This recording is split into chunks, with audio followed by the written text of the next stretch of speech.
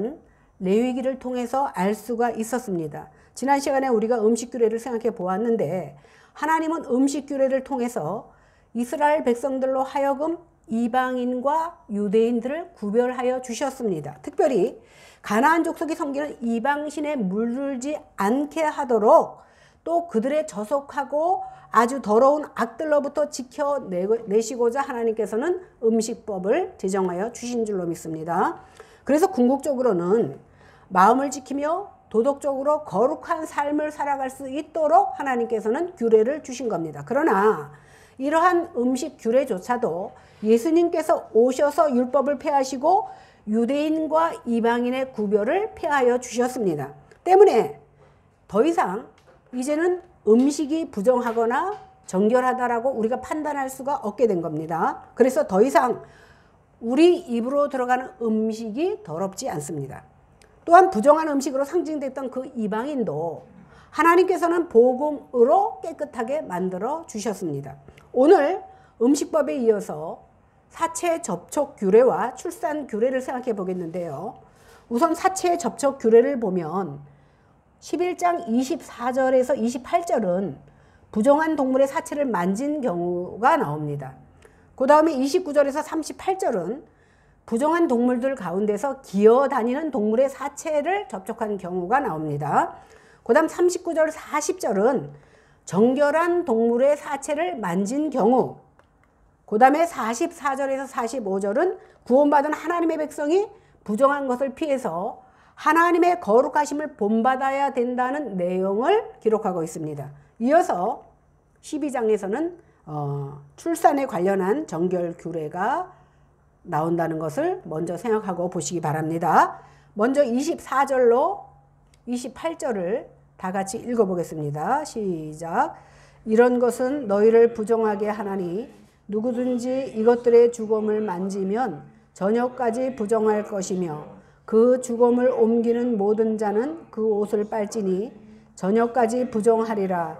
굽이 갈라진 모든 짐승 중에 쪽발이 아닌 것이나 새김질 아니하는 것의 주검은 다 내게 부정하니 만지는 자는 부정할 것이요 네 발로 다니는 모든 짐승 중 발바닥으로 다니는 것은 다 내게 부정하니 그 주검을 만지는 자는 저녁까지 부정할 것이며 그 주검을 옮기는 자는 그 옷을 빨지니 저녁까지 부정하리라. 그것들이 내게 부정하니라. 지금 읽은 것은 부정한 동물의 사체를 만진 경우입니다. 굽이 갈라진 짐승 중에서 쪽발이 아닌 것이나 대세김질하지 않는 것의 주검은 다 부정하기 때문에 만지면 부정하게 된다는 얘기입니다. 그리고 네 발로 다니는 모든 짐승 중에서 발바닥으로 다니는 것은 또 부정합니다. 그래서 그 부정을 만지는 자는 저녁까지 부정하기 때문에 그 옷을 빨아야 됩니다. 이러한 점은 부정한 동물이 죽은 사체만 부정한 것이 아니라 정한 동물의 죽은 사체도 마찬가지입니다. 39절 40절 같이 읽어보겠습니다. 시작. 너희가 먹을 만한 짐승이 죽은 때에 그 주검을 만지는 자는 저녁까지 부정할 것이며 그것을 먹는 자는 그 옷을 빨 것이요 저녁까지 부정할 것이며 그 주검을 옮기는 자도 그의 옷을 빨 것이요 저녁까지 부정하리라. 먹을 만한 짐승이니까 정한 짐승인 거예요. 그러니까 먹는 거는 정한 짐승, 먹지 못한 거는 부정한 짐승인데 여기 보니까 먹는 짐승 중에서 그랬으니까 정한 짐승이죠. 그런데도 식체 접촉과 관련된 가장 중요한 원칙이 뭐냐면 먹는 짐승이 됐든 먹지 못한 짐승이 됐든 동물의 죽은 사체는 다 부정하다라는 겁니다. 그래서 그것을 먹게 되면 어떻게 돼야 돼요? 입은 옷은 빨아야 됩니다. 여기서 입을 옷을 빨라고 하는 것은 뭐냐면 외적인 모양이나 행위를 쇄신하고 새롭게 하라라는 그런 의미를 가지고 있습니다. 하나님께서는 우리 성도들이 죄를 짓거나 부정하게 되는 것을 원치 않으십니다. 그런데 그보다 더 원하지 않는 것이 뭔지 아세요? 죄를 안 짓는 것 좋지만 죄 가운데 있으면서도 부정 가운데서 있으면서도 돌이키려고 하지 않는 것을 하나님은 더 싫어한다라는 겁니다. 하나님은 당신의 백성인 우리가 죄로부터서 결연히 돌아서서 하나님께만 붙어 있기를 원하십니다. 그래서 오늘 정결 규례를 우리에게 허락하신 겁니다. 이렇게 모든 사체를 접촉하면 부정해지는데 예외가 있어요. 그 예외가 뭐냐 하면 제사를 드리려면 우리는 짐승을 죽이고 피를 흘려야 됩니다. 이렇게 제사를 드리기 위해서 드려지는 모든 사체를 접촉할 때에는 부정해지지 않습니다. 또 한 가지는 하나님께서 화목제를 드린 다음에 그 사체를, 그 짐승을 삶아서 같이 먹잖아요. 그럴 경우에는 부정해지지 않습니다. 그래서 이스라엘 백성들은요, 고기를 언제 먹었냐면 화목제를 드린 다음에만 고기를 먹었습니다. 그러나 가나안 땅에 들어가고 나서는 그것이 풀려요. 그래서 정한 짐승은 도살해서 먹을 수도 있고 먹고 싶을 때 아무 때나 먹을 수가 있게 되었습니다. 29절로 31절 한번 같이 읽어보겠습니다. 시작. 땅에 기는 길짐승 중에 내게 부정한 것은 이러하니 곧 두더지와 쥐와 큰 도매뱀 조류와 도마뱀 부치와 육지 악어와 도마뱀과 사막 도마뱀과 카멜레온이라. 모든 기는 것 중 이것들은 내게 부정하니 그 죽음을 만지는 모든 자는 저녁까지 부정할 것이며. 우리가 여기까지 읽었는데 읽으면서도 참 내용이 뭐 이것까지 알아야 되나 하는 생각이 들 정도로 우리에게 별로 필요한 말씀 같지 않습니다. 오늘 이 말씀, 지금 이 말씀은 부정한 동물 가운데서 기어다니는 동물의 사체를 접촉할 때의 정결법입니다. 그러니까 도마뱀, 두더지, 뭐 땅에 기거나 살거나 이런 것들은 부정한 것으로 간주되기 때문에 먹어서는 안 됩니다. 이런 종류는 이스라엘 백성을 부정하게 만들기 때문에 누구든지 죽음을 만져서도 안 되고 만지게 되면 어떻게 됩니까? 저녁까지 부정하기 때문에 부정한 동물이든 정한 동물이든 상관없이 일단 동물의 사체를 만지면 저녁까지 나는 부정한 사람이야. 그래서 부정하기 때문에 저녁까지 절제하며 있어야 됩니다. 그런데 중요한 것은 뭐냐면 우연히 접촉하면 저녁까지만 부정해요. 그런데 그 사체를 옮긴다든지 그 사체와 접촉하는 자는 저녁까지만 부정할 뿐만 아니라 정결하게 하기 위해서 옷까지 다 벗어서 빨아야 됩니다. 그러니까 같은 접촉이라도 그 강도에 따라서 규례가 달라지는 겁니다. 그러니까 그냥 우연히 접촉만 했으면 저녁에 되면 해제가 되지만 만약에 만졌다든가 옮겼다든가 하면 옷을 다 벗어서 빨아야 된다는 겁니다. 신약에서도 예수님이 뭐라고 말씀하셨냐면 형제를 미워하는 자마다 살인하는 자니 이 말이 있습니다. 그러니까 예수님의 말씀은 미워하는 것과 살인이 본질적으로 동일한 죄라는 거예요. 그런데 단순히 미움의 감정을 품고 있는 것과 그 미움의 감정이 이제 행위로 나타나서 살인하는 사람은 조금 질이 다릅니다. 다시 말해서 모든 죄는 하나님 앞에 똑같은 죄입니다. 우리가 보기에는 살인죄는 큰 죄 같고 미워하는 죄는 작은 죄 같지만 하나님이 보시기에는 그 죄가 다 똑같은 죄라는 겁니다. 그렇지만 죄에는 경중이 있어서 내가 사람을 미워한 것을 회개하는 것과 또 죽였을 때 회개하는 것은 그 강도가 좀 다르다는 것을 말하고 있는 겁니다. 오늘 민수기 19장 11절에 보면 누구든지 사람의 사체를 만지는 자는 7일 동안 부정하다 이런 말씀이 나옵니다. 그러니까 죽은 사체를 만지면 그날 저녁 되면 해제가 되지만 사람의 사체를 만지면 7일간 심각하게 부정하다라는 것을 오늘 말하고 있는 겁니다. 이 죽음이라는 것이 어디서부터 왔습니까? 아담이 하나님 앞에 그 범죄함으로 인해서 하나님의 저주여 형벌로부터 온 겁니다. 그러니까 하나님께서는 그때부터 모든 사람들의 마음속에 어떤 마음을 주셨냐 하면 죽음에 대한 두려움을 주셨고 그와 동시에 영생을 사모하는 마음을 주셨습니다. 그러므로 죽음이라는 것이 본질적으로 비참하고 혐오할 만한 것이지만 결국은 하나님께서 저주의 결과라는 사실을 우리가 인식할 수 있게 하기 위해서 사체의 그 죽음을 통하여서 우리가 각인시켜 나가도록 하나님께서 이 사체의 규례를 우리에게 허락하신 겁니다. 사실 죽음은 죄의 싹스로 주어진 거기 때문에 우리 인간에게 결코 아름다운 것이나 또 장려할 만한 것이 되지는 못합니다. 그러나 이제 예수님께서 그리스도께서 구속을 통해서 사망이 이김에 삼킨 바가 되었다고 고린도서에서 말하고 있습니다. 그래서 이제 그리스도 안에 있는 우리는 비록 죽을 육체를 입고 있지만 더 이상 죽음을 두려워하는 것이 아니라 부활의 산 소망 가운데에서 세상을 살아갈 수 있는 귀한 믿음이 생긴 겁니다. 32절부터 35절 찾아서 같이 읽겠습니다. 시작. 이런 것 중 어떤 것의 죽음이 나무 그릇에든지 의복에든지 가죽에든지 자루에든지 무엇에든지 그릇에든지 떨어지면 부정하여지리니 물에 담그라. 저녁까지 부정하다가 정할 것이며 그것 중 어떤 것이 어느 질그릇에 떨어지면 그 속에 있는 것이 다 부정하여 지나니 너는 그 그릇을 깨트리라. 먹을 만한 축축한 식물이 거기 담겼으면 부정하여질 것이요 그 같은 그릇에 담긴 마실 것도 부정할 것이며 이런 것의 주검이 물건 위에 떨어지면 그것이 모두 부정하여지리니 화덕이든지 화로이든지 깨트려 버리라. 이것이 부정하여져서 너희에게 부정한 것이 되리라.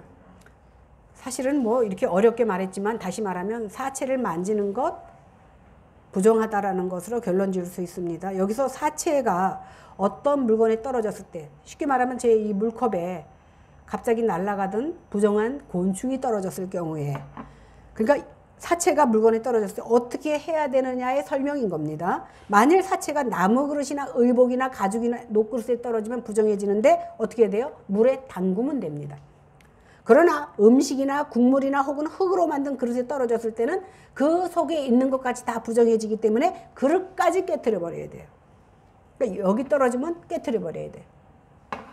먹을 만한 축축한 식물도 거기에 담겨 있으면 부정해지기 때문에 그 마실 그릇까지도 부정해진다라는 겁니다. 이런 것의 주검이 물건에 떨어지면 모두 부정해지는데 오늘 성경에 보니까 화덕, 그다음 화로 이런 것들이 나오는데 화덕과 화로도 깨트려 버리라고 나와 있어요. 여기 보면 화덕은 이동식 화덕입니다. 그리고 화로는 땅에 설치된 것을 말하고 있는데 이것들이 무엇으로 만들어졌냐면 진흙으로 만들어진 질그릇이에요. 그래서 질그릇은 우리가 속죄 제사할 때도 보니까 어떻게 돼요? 질그릇에 묻은 것은 질그릇까지 깨트리라 그랬죠. 똑같은 원리로 말하는 겁니다. 그래서 이처럼 질그릇은 다 폐기해야 되고 질그릇에 담긴 음식물까지도 다 폐기해서 버려야 됩니다. 왜 그러냐면 이런 부정이 결국은 모든 것 전체를 부정하게 만들기 때문입니다. 이처럼 그 물건의 재질이 무엇이냐에 따라서 처리 방법이 다른데 조금 아까 말씀드렸듯이 속죄 제사 때 쓰여졌던 그런 맥락과 같은 맥락입니다. 그래서 다시 말하면 용기에 따라서 씻어서 다시 사용할 것인지 물에 담궜다가 다시 사용할 것인지 아니면 깨트려 버릴 것인 거에 대해서는 제 생각에는 그 부정한 것이 그 그릇에 스며들었냐 스며들지 않았냐에 따라서 다릅니다. 근데 유리그릇 같은 경우는 스며들지 않을 것 같은데도 하나님께서는 그것을 깨트리라고 이렇게 말씀하고 있습니다. 어쨌든 중요한 원리는 뭐냐면 동물의 사체로 인해서 부정된 것은 물건이나 음식을 그대로 놔두지 말고 다 버리라는 겁니다. 왜 그러냐면 그렇게 부정해진 물건을 사람이 만지게 되면 만진 사람까지도 부정해지기 때문입니다. 그래서 부정한 것은 사용이 금지되고 이 금지된 것들은 다 폐기해야 되는 것입니다. 그러나 스며들지 않는 물건들은 대신 물에 담근 것을 통해서 폐기 처분한 것과 똑같은 의미를 두고 있다는 사실입니다. 36절에서 38절 한번 보겠습니다. 시작. 샘물이나 물이 고인 웅덩이는 부정하여지지 아니하되 그 주검에 닿는 것은 모두 부정하여질 것이요 이것들의 주검이 심을 종자에 떨어지면 그것이 정하거니와 만일 종자에 물이 묻었을 때에 그것이 그 위에 떨어지면 너희에게 부정하리라. 이제 사체와 물이 접촉할 때의 규례입니다. 우선 사체가 샘물이나 운물에 떨어지면 먹어도 됩니다. 왜 그러냐면 운물이나 샘물은요 끊임없이 그 속에서 새로운 물이 들어오기 때문에 자체적으로 정화의 작용을 한다라고 생각한 겁니다. 그러나 고인물에 떨어지면 그 주검에 닿은 것은 부정해지기 때문에 버려야 됩니다. 그리고 사체가 종자에 떨어졌을 때, 씨앗이시죠. 떨어졌을 때 그것은 괜찮습니다. 왜 그러냐면 그것은 심으면 부정해지지 않기 때문에 괜찮습니다. 그러나 만약에 그 나달, 그 종자를 음식을 위해서 그릇에 담아놨는데 그 사체와 접촉이 된 경우에는 어떻게 되냐면 부정하기 때문에 버려야 됩니다. 이처럼 우리 심령도 한번 은혜를 받았는데 받았다고 해서 태만해진다라는 것은 고인물의 사체가 단 것과 똑같습니다. 그래서 우리는 성령의 생수가 끊임없이 솟아나 정화가 계속되지 않으면 우리의 마음도 부패되고 썩어지고 말 것이라는 것을 여기서 상징적으로 우리에게 알려주는 겁니다. 그러니까 우리의 마음이 때때로 더럽게 되어지고 오염될 수 있습니다.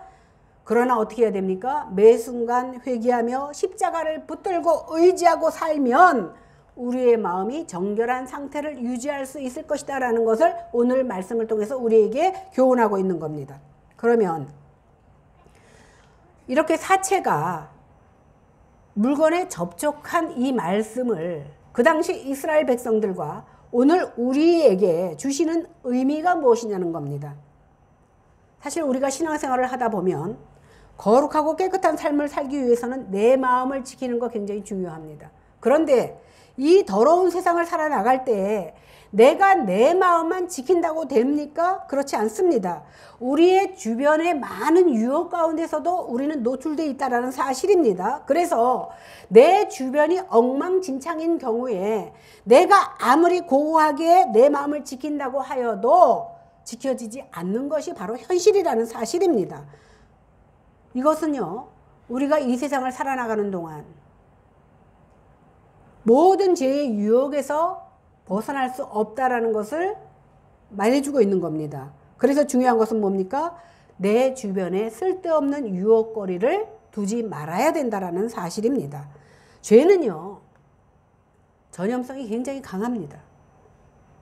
또한 우리는 혼자 살 수가 없습니다. 그래서 교회 공동체로서 서로 긴밀한 관계 속에서 살아야 되는데 나 혼자만 깨끗하고 거룩하게 산다라는 것은 있을 수도 없고 그렇게 할 수 있다라고 생각하면 그것은 교만이고 자가당착입니다. 죄는요, 누룩과 같아서 한 사람의 죄가 온 교회를 어지럽힐 수가 있습니다. 이 교회가, 우리 교회는 몇 명 되지도 않지만 아무리 큰 교회를 할지라도 한 사람이 어지럽히기 시작하면 온 교회가 어지러지는 경우가 굉장히 많이 있습니다. 또한 은혜도 마찬가지입니다. 미국에서 대각성 운동이 일어날 때 어떤 술집 나가는 한 여자로 인하여서 그가 회개함으로 번졌고 1907년에 평양 대각성 운동도 한 사람의 회개의 불씨가 온 전국을 휩쓸었던 것처럼 죄도 전염성이 강하지만 우리의 은혜도 전염성이 강합니다. 그래서 우리는 죄를 오염시키는 자가 되지 않고 정말 은혜의 불을 붙일 수 있는 성도들이 다 되어야 될 줄로 믿습니다. 그래서 우리는 나 자신만 회개하고 잘 서는 것이 아니라 내 주변을 잘 살펴서 정말 죄로 더럽혀진 인간이 있으면, 이웃이 있으면 붙잡아 줄 수 있는 그러한 모습이 우리 가운데 있어야 될 줄로 믿습니다. 오늘 44절로 47절은 저희가 아까 본문으로 읽었기 때문에 별 다르게 읽지는 않겠습니다. 그러니까 이 말씀을 통해서 44절에 보면 나는 여호와 너희의 하나님이라 내가 거룩하니 너희도 거룩하라 이런 말씀이 나옵니다. 이 말씀을 통해서 결국 음식에 관한 정결 규례나 시체 접촉의 규례는 여호와의 거룩으로 종결된다는 사실을 우리가 알 수 있습니다. 왜 그러냐면 거룩하지 않은 이스라엘은요, 거룩한 하나님 앞에 설 수가 없습니다. 이처럼 음식 규례를 주신 것도 하나님의 창조 질서를 따라 주신 것입니다. 그리고 우리가 이 규례를 따르는 것도 창조주의 거룩한 계획을 따라 사는 것이 되는 겁니다. 그렇기 때문에 하나님이 거룩하신 것처럼 이스라엘 된 우리도 거룩해져야 되는 겁니다. 하나님의 거룩은요, 자신의 삶 속에서 반드시 그분의 거룩하심으로 드러내야 된다는 겁니다. 하나님의 백성은 내 삶을 통하여서 하나님의 거룩을 본받으려는 모습의 삶으로 드러내야 된다는 것을 오늘 말씀하고 있습니다. 여기 보면 내가 거룩하니 너희도 거룩하라 라고 말씀하셨는데, 거룩하라는 히브리 말은 코데시 이렇게 말합니다. 물론 헬라어는 하기야죠 이렇게 얘기하는데, 이 말의 뜻은 뭐냐 하면 구별되다, 분리되었다 이런 뜻입니다. 왜 그러냐 하면 하나님의 백성은 일반 백성들과는, 다시 말하면 믿지 않는 사람들과는 달라야 된다는 것을 말하고 있습니다.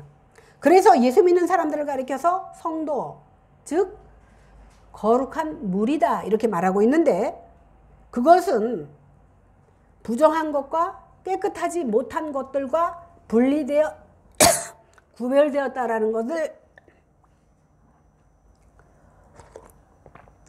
의미하는 거룩한 백성, 구별된 백성이라는 뜻입니다. 이제 이런 정결 규례들이 그리스도 안에서 더 이상 우리를 속박하지 않습니다. 이제 그리스도인들은 세상 안에 살지만 세상에 속하지 않는 모습으로 세상 사람들과 더불어 살지만 그들처럼 살지 않는 성숙한 믿음의 모습으로 사는 것이 중요합니다. 그래서 성도는요, 먹든지 마시든지 무엇을 하든지 하나님의 영광을 위하여 살도록 부르심을 받은 하나님의 백성이라는 사실입니다. 이어서 12장으로 넘어가겠는데요. 12장은요, 출산과 관련된 정결 규례가 나옵니다. 12장 1절에서 5절까지 다 같이 읽어보겠습니다. 시작. 여호와께서 모세에게 말씀하여 이르시되 이스라엘 자손에게 말하여 이르라. 여인이 임신하여 남자를 낳으면 그는 이레 동안 부정하리니 곧 월경할 때와 같이 부정할 것이며 8째 날에는 그 아이의 표피를 벨 것이요 그 여인은 33일을 지내야 사녀리 깨끗하리니 정결하게 되는 기한이 차기 전에는 성물을 만지지도 말며 성소에 들어가지도 말 것이며 여자를 낳으면 그는 2일 동안 부정하리니 월경할 때와 같을 것이며 사녀리 깨끗하게 되면 66일을 지내야 하리라. 오늘 출산이 왜 부정한 것인지는 1절에 보니까 월경할 때와 같이 라고 표현한 그 말씀과 사녀리 깨끗하여지리라는 말씀에서 그 답을 찾을 수가 있습니다. 사실 출산에는 징계 요소가 내포되어 있죠. 하와가 하나님이 금하신 선악과를 따먹은 후에 여자에게 잉태의 고통을 형벌로 주신 겁니다. 이것은요, 창조 언약을 어긴 것에 대한 저주라고 볼 수 있습니다. 인간은요, 죄악 중에 출생하며 그 본성이 죄의 오염에 물들어 있게 된.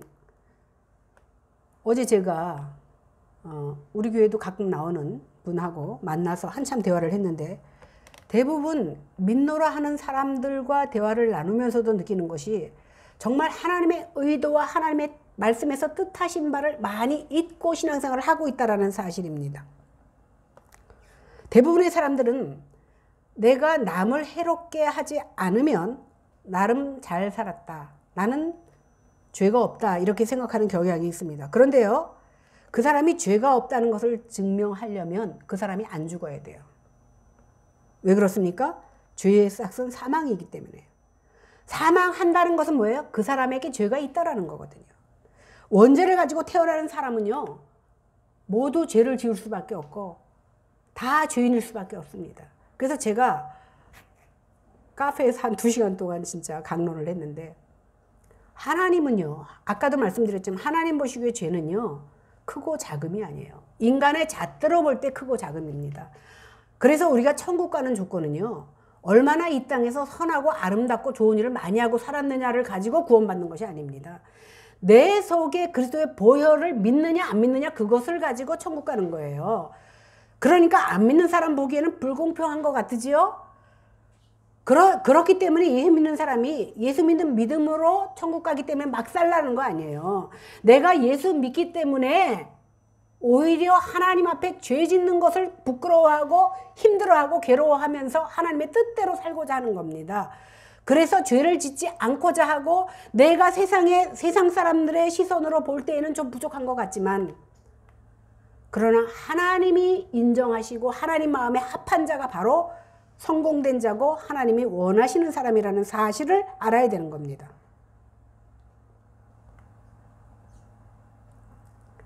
이렇게 우리는요, 죽을 수밖에 없는 죄인이기 때문에 하나님께서 정해주신 규례를 따라 제사를 드림으로 출산의 저주를 제거하고 하나님이 약속하신 복을 받을 수 있게 되는 겁니다. 우리가 알다시피요, 출산은요, 생육하고 번성하라는 하나님의 창조 명령에 의해서 이루어지는 겁니다. 그런데도 출산이 부정한 이유는요, 그것이 도덕적으로 지탄을 받아야 되는 죄이기 때문이 아니라 오히려 축복받을 일임에도 불구하고 피 흘림과 관련이 되어 있다는 것을 제가 말씀드렸어요. 아까 뭐라 그랬죠? 월경할 때와 같이 사녀리 깨끗해지리라, 이 말씀을 통해서 피와 연관이 되어 있구나라는 것을 알 수 있습니다. 물론 성경에요, 피 흘림 자체가 다 부정하다고 말하고 있지는 않습니다. 오직 여성의 자궁으로부터 나오는 피는 부정하다고 말하고 있습니다. 특별히 출산은요, 새 생명을 출산하기 위해서 엄청난 고통이 수반되고 많은 피를 흘리기 때문에 월경보다 더 큰 부정으로 여겨졌습니다.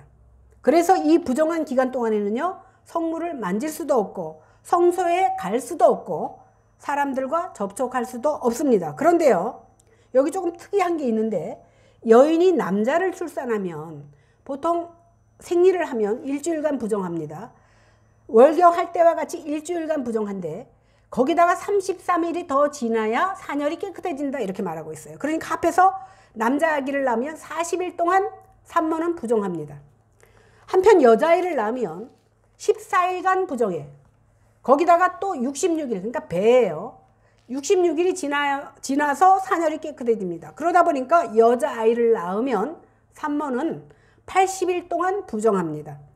이 기간은요, 예배나 제사를 위해서도 성별된 장소로 갈 수도 없을 뿐만 아니라 유월절이나 각종 절기도 참석할 수가 없습니다. 그러니까 딸을 낳을 경우는 아들을 낳았을 때보다 더 오랫동안 부정한 상태로 있기 때문에 바깥 출입을 할 수가 없게 되는 겁니다. 그 이유는 성경에서 왜 그렇다라고 말하고 있기 때문에 저도 정확히는 알 수는 없습니다. 그런데 참고적으로 보면 레위기 27장에 보면 보통 사람이 자기를 헌정해서 드릴 때에 제사장에게 자기 그 값을 정한다고 우리가 저번에도 배웠잖아요. 정하게 되거든요. 그때 보면요, 남자의 몸값이 여자의 몸값의 2배입니다. 그리고 민수기에서 인구를 셀 때 보면 여자는 세지도 않습니다. 또 가문은요, 남자를 통해서만 이어지고 남자 하나 없이 여자를 12를 낳았다 그래도 그 가문의 대가 끊겼다고 봅니다. 또한 아브라함의 시즉 남자를 통해서만 구원이 이루어질 것이라고 말하고 있고, 그래서 고대 사회에서는요, 남자를 굉장히 중요시했습니다. 고대 사회가 가부장적인 그런 사상 때문에 그런 것이 아니라 사실은 하나님이 그렇게 정하셨기 때문에 그렇게 된 겁니다. 하나님께서는 아담을 지으셨어요. 그리고 그와 언약을 맺으셨습니다. 그 후에 아담이 잠들었을 때에 아담의 갈비뼈를 가지고 하와를 만드셨습니다. 그래서 아담의 권위 아래 하와를 두셨던 겁니다. 더욱이 여자가 먼저 선악과를 따먹은 책임도 아마 묵과할 수 없는 원인 중에 하나인가, 이런 생각을 해봅니다. 이런 관점에서 볼 때에 사실 할례도 같은 맥락으로 해석될 수 있는 것 같습니다. 왜냐하면 남자아이를 낳으면 제8일 되면 성소에 가서 할례를 행하라는 규례가 주어지는데 여자에게는 할례의 규례가 없습니다. 그렇다고 여자는 하나님의 백성이 아니냐? 그렇지도 않습니다. 여자도 동일한 하나님의 백성입니다. 그런데 지금은요, 이 규례나 이 명령들이 문자적으로 더 이상 유효하지는 않습니다.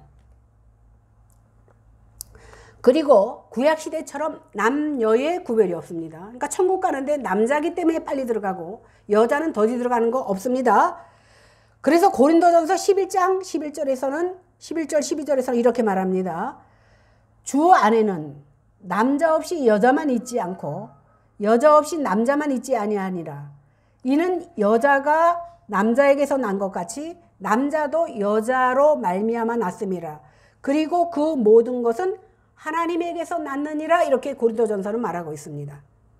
그러면 출산 후에 정결케 하는 규례를 한번 보도록 하겠습니다. 6절에서 8절 같이 읽겠습니다. 시작. 아들이나 딸이나 정결하게 되는 기한이 차면 그 여인은 번제를 위하여 1년 된 어린 양을 가져가고 속죄제를 위하여 집비둘기 새끼나 산비둘기를 회막문 제사장에게로 가져갈 것이요 제사장은 그것을 여호와 앞에 들여서 그 여인을 위하여 속죄할지니 그리하면 사녀리 깨끗하리라. 이는 아들이나 딸을 생산한 여인에게 대한 규례니라.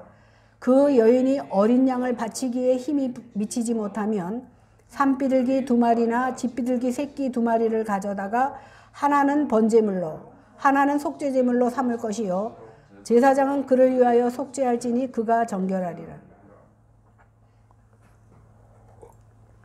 아까도 말씀드렸지만 출산에서 부정한 것은요, 아이를 낳은 것 자체의 부정이 아니라 그랬습니다. 출산과 관련돼서 하혈을 하고 또 분민물로 인해서 그것이 그 출산 직후에 겪게 되는 정결 의식이다, 이렇게 생각하면 되겠습니다. 하나님의 성소에 들어가려면은요, 우리가 제물을 드릴 때도 흠없고 병든 것 드리면 안 된다고 그랬잖아요. 마찬가지로 하나님의 성소에 들어갈 때는 개인의 온전함이 요구됩니다. 우리가 온전하지 못하기 때문에 어떠한 의식을 행한 다음에 성소에 들어갈 수 있었던 것을 우리가 지난번에 쭉 배워왔습니다. 그런데 여인이 출산한 후에 가지게 되는 상태를 온전한 상태로 보지 않는 겁니다. 그래서 피 흘린 사람은요, 성소가 요구하는 온전함에 미칠 수가 없습니다. 성소는요, 성소에 들어갈 수 있는 피는 어떤 피만 들어갈 수 있냐면 제물의 피만 가지고 나아갈 수가 있게 된 겁니다. 그래서 출산 후에 그 피가 멈추고 정결함의 요구가 충족될 때까지 여인은 성소에 들어갈 수가 없게 되는 겁니다. 성소에는요, 부정한 것, 병든 것, 하나님께서 정하지 않으신 것은 들어갈 수가 없습니다. 이 규례는요, 하나님의 거룩이 얼마나 이 땅에 추악하고 더러운 죄와 합해질 수 없다라는 것을 말하고 있습니다. 거룩은요, 죄와 충돌합니다. 우리가 생각하기에 쉽게 거룩이라고 말하지만 하나님의 거룩은 0.001%의 죄와도 합쳐질 수 없는 것이 바로 거룩인 겁니다.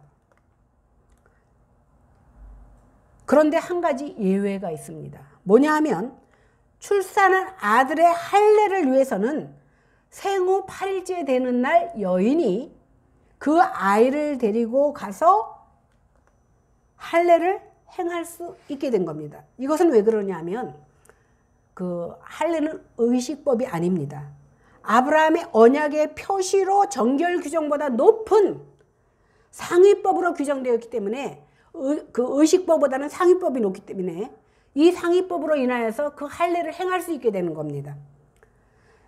이것이 그 안식일 규례나 예수님께서도 제자들에게 말씀해 주실 또, 그리고 다윗의 경우에서도 상위법이 어떻게 적용되는지가 성경에는 많이 나와 있습니다. 이제 할례를 마치고 정결케 되는 그 기간이 끝나면 아이를 낳은 여인은요, 번제와 속죄제를 드려야 됩니다. 그래서 그 제물을 제사장에게 가지고 가서 속죄함을 받아야 됩니다. 아이를 낳은 여인은요, 어린 양을 가지고 번제를 드립니다. 그리고 비둘기를 가지고 속죄제를 드려야 됩니다. 그런데 어린 양을 가지고 번제를 드려야 되는데 가난한 사람에게는 비둘기를 가지고 드릴 수 있도록 했습니다. 그래서 비둘기 2마리를 가지고 한 마리는 번제로, 한 마리는 속죄제로 드릴 수 있도록 하나님께서는 허락을 하셨습니다. 이렇게 정결하기 위해서 집비둘기 새끼나 산비둘기로 속죄제를 드리는 것은요, 일반 속죄제와는 달리, 속죄제는 뭐예요? 내 죄를 용서받기 위해서 행하는 것이 속죄제인데 아기 낳는 것은 용서받을 일이 아닙니다. 그렇기 때문에 그 육체적인 더러움을 씻는 정결 예식으로 드리는 것이기 때문에 반드시 누구나 드려야 됩니다. 단 아까도 말씀드렸지만 어린 양을 드리기 어려운 사람은 비둘기로 드린다라는 것을 기억하면 되겠습니다. 이제 제사장이요, 그 여인을 위해서 하나님께 번제와 속죄제를 드려서 속죄하게 되면 그 여인은 정결하게 되는 겁니다. 이만큼 속죄제는 성서를 오염시킨 부정과 정결을 씻는 의식이라고 생각하면 되겠습니다. 이렇게 피를 흘리며 출산한 여인의 부정은요, 아까 정결기간 남자는 40일, 여자는 80일, 그 다음에 제사 의식을 통해서 깨끗해지고 이 의식을 거쳐서 비로소 하나님과의 거룩한 교제가 회복된다라는 사실입니다. 이 말씀대로요, 우리가 누가복음에도 보면 마리아는 예수님을 출산한 후에 제8일째 되는 날 아이에게 할례를 행했고, 예수님이 남자니까 40일이 된 후에 성전에 가서 이 말씀대로 비둘기 2마리로 속죄제와 번제를 드리는 사실이 나옵니다. 오늘 예수님과 예수님의 엄마 마리아와 요셉이 비둘기 2마리로 드린 것으로 보아서 아마 가난했던 것 같아요.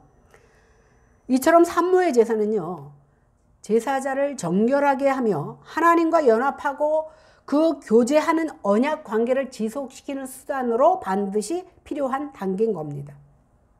이것을 통해서 부정하고 정결하지 못한 상태로는 하나님의 성소에 들어갈 수 없다라는 사실을 우리에게 알려주고자 하는 겁니다. 하나님의 성소는요, 질병도 타락도 아픔도 육체의 결함도 출생도 부정한 것도 없습니다. 이제 예수님의 구속 사역으로 출산의 개입, 출산으로 인한 그런 부정, 언약된 저주는 완전히 제거되었습니다. 우리는 모든 질병과 연약함이 그리스도로 말미암아 우리의 연약함이 다 어떻게 됐어요? 십자가로 옮겨졌습니다. 그리고 우리의 구속이 완성되고 영화로운 구원을 얻게 될 때에 하나님께서는 우리를 모든 속됨과 모든 부정으로부터 완전히 거룩하고 정결하게 만드신다라는 사실을 우리는 보게 된다는 겁니다. 지금 우리는요,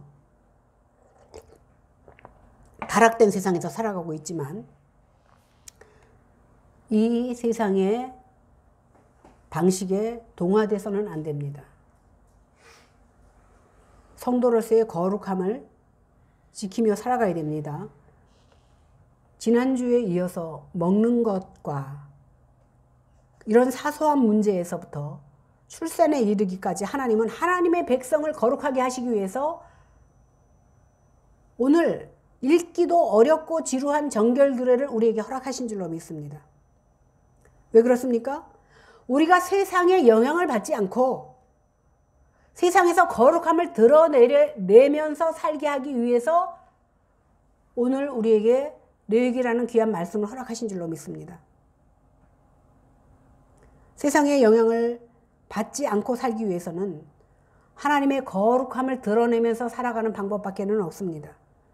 이러한 성도가 되게 하기 위해서 우리 하나님께서는 말씀 속에 당신의 뜻을 품어서 우리에게 말씀으로 전달해 주신 겁니다.